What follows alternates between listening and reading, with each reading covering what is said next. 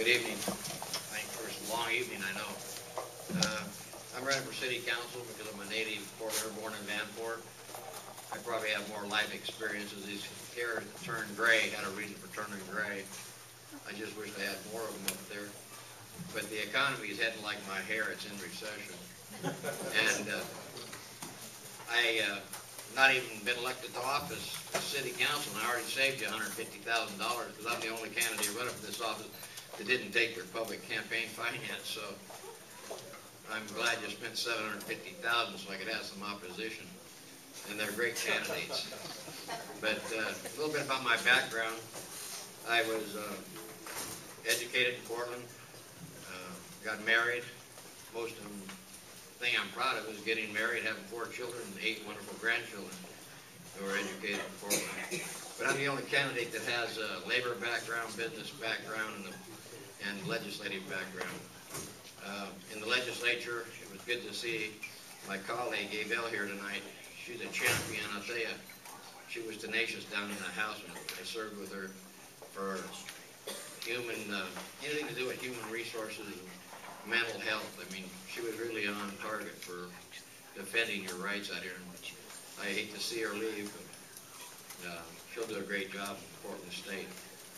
But in the legislature, protecting homeowners, in 1998, I introduced it over opposition of my own Democratic Party and put out a referendum, Measure 56. It was called Landowner Notification.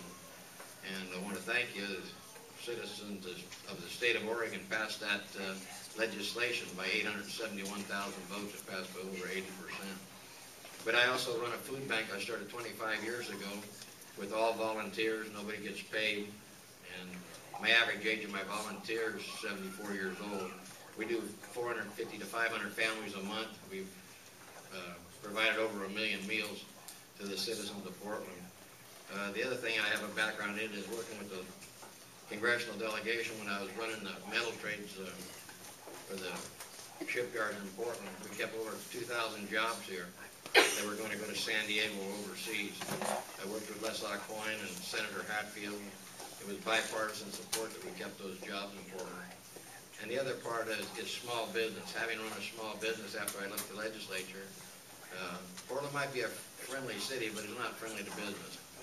I mean, you go out and talk to these small businesses, these people are working 10, 12, 16 hours a day, and they're not like government. When it comes time to pay the bills, a lot of these employers are going without paychecks to make sure their employees get paid first.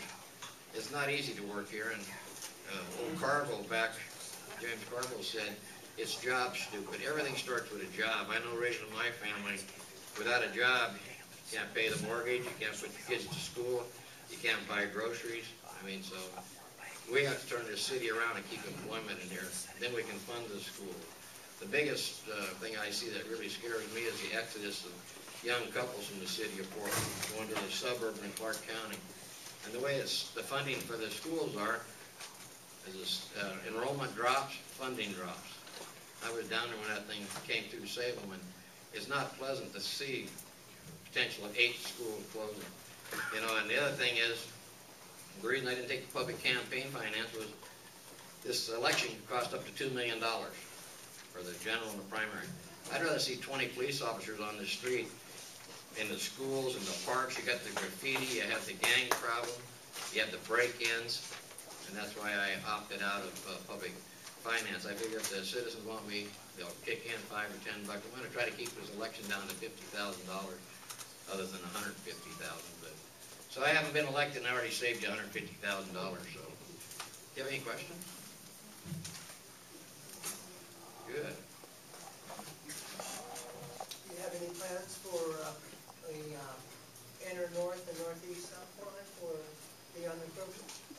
Well, I run my food bank out there, and I've been feeding 500 families in inner north and northeast for the last 25 years. So I'm very well connected in North Portland, taking care of disadvantaged. I also set up the student work program at Roosevelt.